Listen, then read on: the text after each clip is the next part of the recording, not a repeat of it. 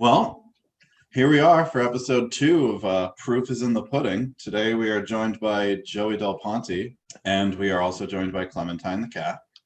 Hi, Clem. Today we are making rainbow salad. Is that the official name? Yeah. Oh, okay. If I abruptly go offline, it's because she hit my power button. So yeah, we're doing a rainbow salad, all raw ingredients. It's just like a fun, tasty way to eat a bunch of raw vegetables. Except there's no blue in it, but there's like violet. If you consider I have red onion, and then I have which red is onion kind of too. purple. The only thing missing is blue, but like unless we're using blue potatoes, it's really hard to get a blue vegetable. So I guess we'll just sort of go through preparing all of our veggies and then make our dressing and then put it all together. I got one of these. A bell pepper. Yeah, I know that's not in the recipe, but it was so pretty. It's like the two color one, orange and red. I felt drawn to it. Here's Jimmy. Hello, Jimmy. You guys look so alike. It's kind of scary. What are you going to chop up first? I don't know. I mean, I guess it's just sort of chopping everything up until everything is chopped. And I always like on cooking shows when they have like matching bowls of the same size to put ingredients in. And then I looked around my house for these little Pyrex. This is the first cooking show I've ever been on. This is the first cooking show I've ever hosted. Yeah. Well, hey, the proof is in the pudding. Proof is in the pudding. How are you cutting up your tomatoes? Dice, chop, slices? I'm going to dice this. I think I try to make every ingredient in the salad roughly the same size. Cool. So I'm going to try to dice these like roughly the size of like the edamame. Okay. Hey, be careful, okay? Because I got a knife. Be careful. How has the past year been for you and the rest of Mallcops? It's been good. It was a wild year because we were nominated for the Boston Music Awards, and I wasn't expecting anything. Oh, Clem, please. We definitely weren't expecting that, so that kind of, set off like a lot of excitement in the band world for us. Yeah. But we released our first album at the beginning of 2020, and then COVID happened. So it's band-wise, it's just been like weird, like as it has been for everybody. Did you have to cancel any shows? No, we played 3 shows at the beginning of 2020, and then we kind of like stopped booking them. We had like a lull. We didn't have any shows, and we didn't have any tours booked, but we had like vague things that we wanted to do that obviously were canceled. And obviously it goes without saying that 2020 sucked for a plethora of reasons. But how did you, I guess, find out about the Boston Music Award nominations? So for the nominations, I saw in the Allston Pudding group chat that, and I was like, there's no way, like what? Because we didn't like release the album and forget about it, but there was only so much that we could do. We couldn't tour on it. We would have planned a tour for like the summer of 2020. And so it was kind of just like a bummer initially that we were like, well, we can't really do anything with this album. Like, I hope people listen to it. And then to get the news that it was nominated for 4 Boston Music Awards, it was crazy. It was just like the best news ever, because I was like, wow, like people were listening and they cared enough to nominate us. You guys won for best punk group, best punk rock group.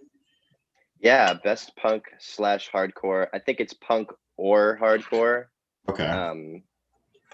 Because we're definitely not hardcore, but it was punk / hardcore artist of the year. We're very grateful to get recognition for like an album that took us a long time to make that album, just because of like lineup changes, and we were all graduating from college, so we kind of put it on the side for a while.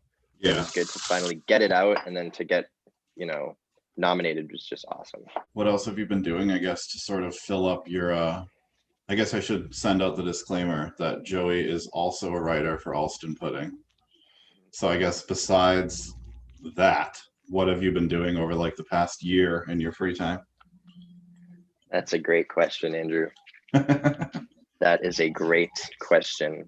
What have I been doing? Well, I've been making a lot of music.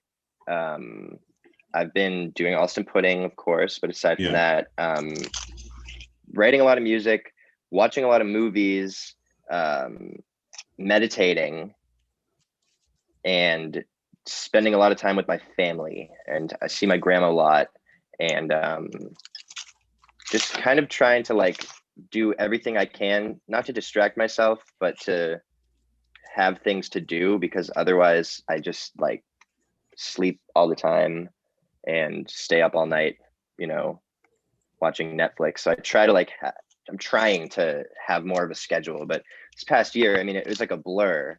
Yeah. And like, I mean, I'm a hypochondriac, and I, it's been really hard for me going through this because I also have OCD, and just all right, Clem, baby, you are so sweet, you are so soft, and you're so nice. And I'm gonna put you right here. So this year has been extremely difficult for me, especially just because I see my grandma a lot, and she's 80, and just constant, you know, like everybody, constant anxiety and constant stress, and like just feeling like, you know, lost all the time. Have you found like certain ways that you've realized have like helped you cope with all of that? Yeah, definitely making music, and like making music with my brother, and just like collaborating with different people. I haven't really been releasing music on this, like from me, like my solo stuff, but I've been making a lot of it. And making music is really therapeutic. Well, and it always has been for me, but especially now, because you can just get lost in the sauce, and it's good to just have something like a project to work on and focus on, and it kind of like makes the days go by quicker. How did you get into meditating, and like what is that sort of situation like? So I've been really interested. I'm a big fan of David Lynch, and he is one of my favorite directors, and I just like listening to him talk. And he has started something called the David Lynch Institute for Transcendental Meditation, or the David Lynch Foundation. And he kind of just like educates people around the world about how to use like transcendental meditation to access the sea of consciousness that exists within all of us, and that connects all of us, and kind of like tap into that. That's what initially got me interested in meditation. I'm not like a practicing transcendental meditation meditator, but I took that inspiration from David Lynch and started with that Netflix thing, the Headspace Guide to Meditation. I've been watching those and kind of just like learning how to be still and quiet, and like focus on your breathing, and just be still for a minute. Yeah. And that's something that I struggle with a lot. So yeah, so you've done your tomato and your onion, correct? yes. Okay, cool. So I have both of those done. Clementine, you are so interested in what's going on, and yet you have no idea what's going on. When did you get Lil Clementine? She is 5 months old. We got her. No, we got her when she was like, I don't know how old she was when we got her, but she was very tiny, and we were feeding her with a bottle. Oh wow.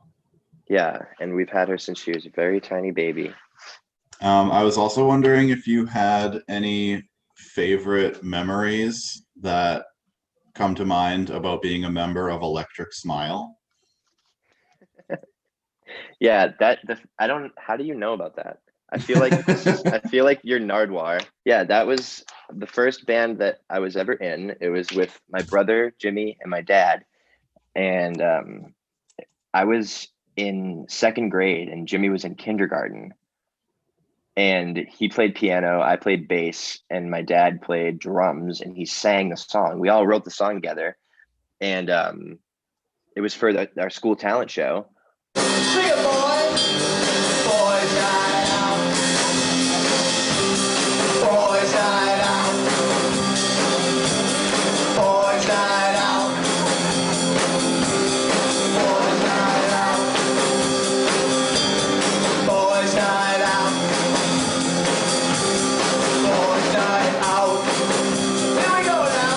Boys night out. Yeah.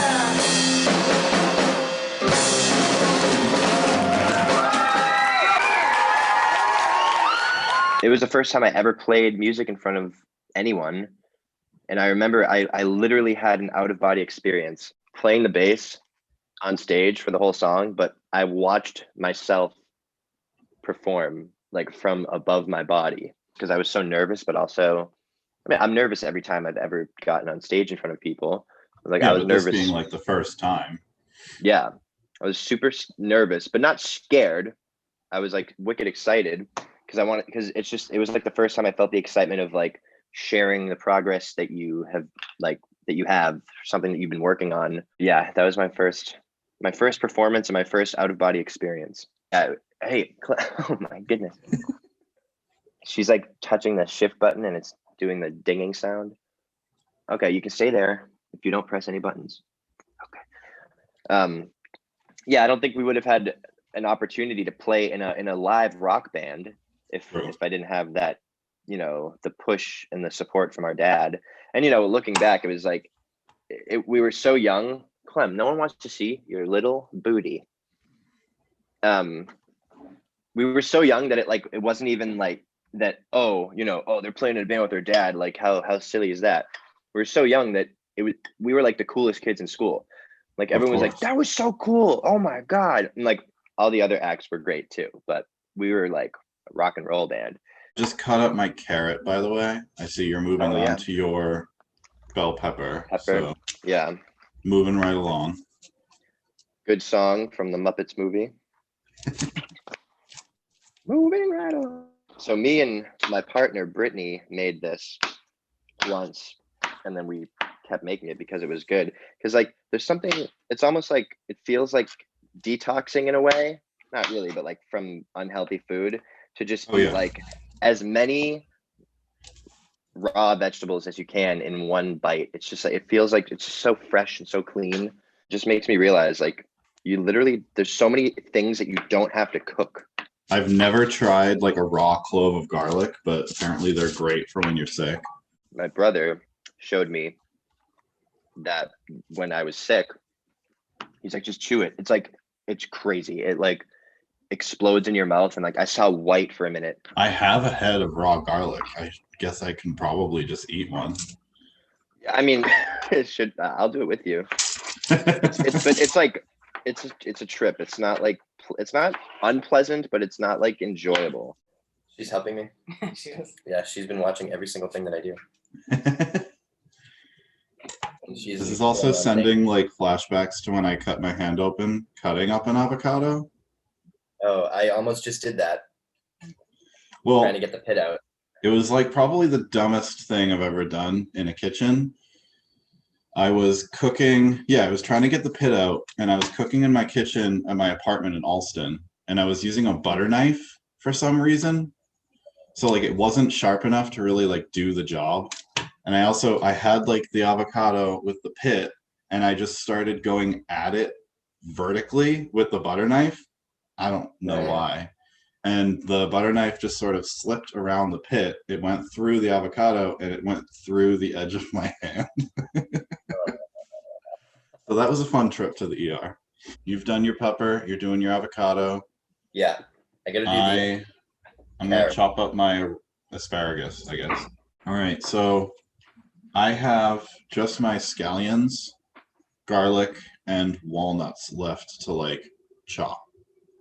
Cool. I'm gonna do my baby carrots now.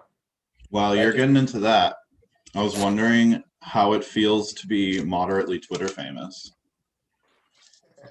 Um, I have a lot of followers. When did you notice, I guess, that you were like accruing followers?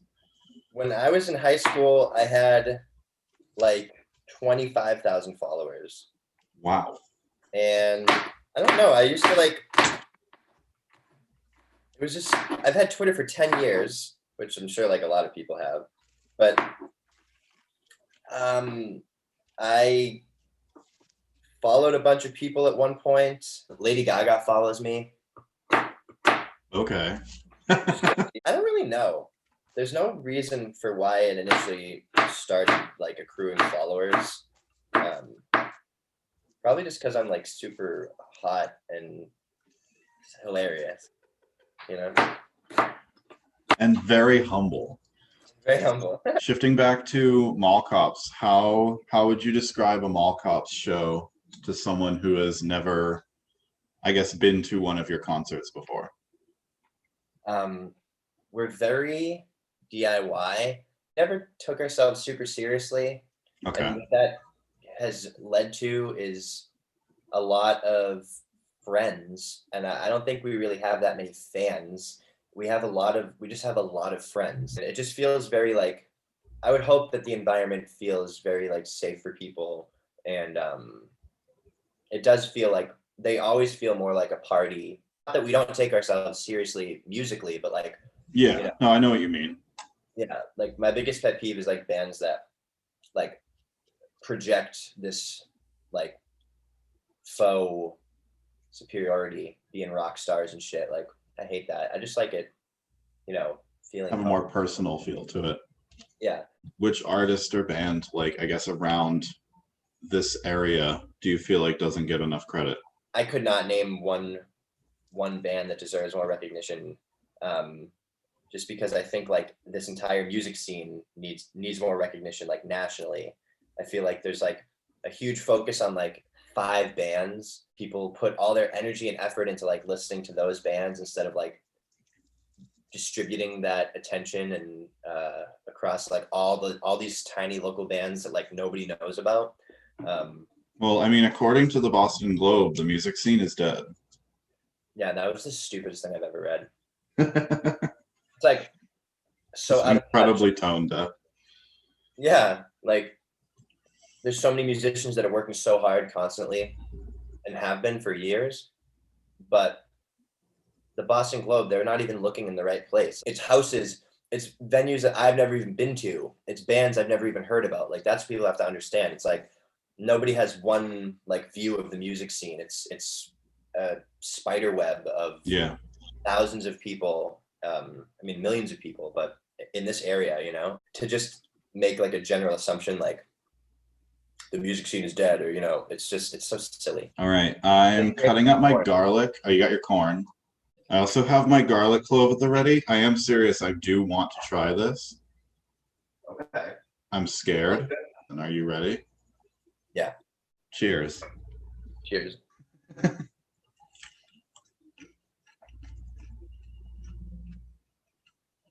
Okay. I'm getting the burn now. Yeah. Yeah, it's so weird because it's like, whoa, it's not spicy. No, but it's like spicy in the way that if you were to eat a bunch of raw onions, it tastes like this too. Yeah. Whoa, okay. I'm gonna eat some more onion to wash it down. Yeah, I'm gonna have some edamame to move this sensation along. Whoa, okay. Well, I'm expecting to be in like tip-top shape tomorrow. Yeah, you will be. You're gonna have superpowers. You're gonna shoot garlic from your wrists. All right, last thing, I just gotta chop up my walnuts. Look at the vinaigrette recipe because I forget. Okay, cool. Yeah, 3/4 cup oil, extra virgin olive oil if you have it. Yes. 1/4 cup balsamic, salt and pepper, 2 cloves of garlic minced, 1 tablespoon Dijon mustard, 1 tablespoon maple syrup, and oregano. Where's my mustard? I got good old Emerald's Dijon mustard. Oh, nice. Emerald Lagasse. Emerald Lagasse. I think it was, what was his thing? Bam? He would just like throw things. Yeah. Okay, so I put my mustard, my syrup, my balsamic, my oil, and my garlic into my dressing. I'm putting in my oregano. Are you putting an oregano into yours? Yeah. No, wait. This is parsley. Parsley has like such a minimal flavor anyway. Yeah, I'm putting a little bit of parsley, and then, but I'm eyeballing everything for the dressing. Oh, that smells good. Mine is kind of like enhanced. It's kind of like enhanced balsamic. Currently just shaking mine all around. And I realized like I'm the one that provided the recipe, and I'm like not following it at all. All my stuff's all ready. Put it all together. Yeah, we can start to build our beautiful salad. This is literally like, it's just so much food. God, I'm getting these like pungent garlic burps already. Jeez. Look at how pretty this is. It's just a large mound of food. Consumed for many days to come. Here we are. It's my massive plate of vegetables and nuts. So what do you do when you can't cook, but you ask to do a cooking show? Just chop up every vegetable you can find in soup. But it's delicious. It's like, it makes you feel so healthy. I'm gonna try to get everything into one bite. We'll see how this goes. Yeah, it's gonna be hard. Cheers. Cheers.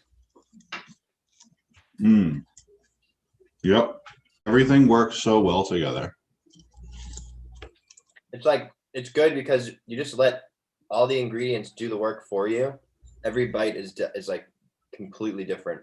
Because also you don't even know what you're going to get on your fork at any given time. I'm glad you like it. The dressing is so good with it too. There we have it. Yeah, this is really good. Nice rainbow salad. Thanks for suggesting this one, Joe. Thank you for having me on the show, Andrew. Of course. Get out of my shot, Mom. No, I'm just kidding. I don't care. This was another episode of Proof is in the Pudding. Today with Joey Del Ponte of Mallcops. Thanks very much. Stream our new album, We Made Plans to Self-Destruct and Return to the Stars, wherever you stream. Oh, I thought there was a carrot in my fork.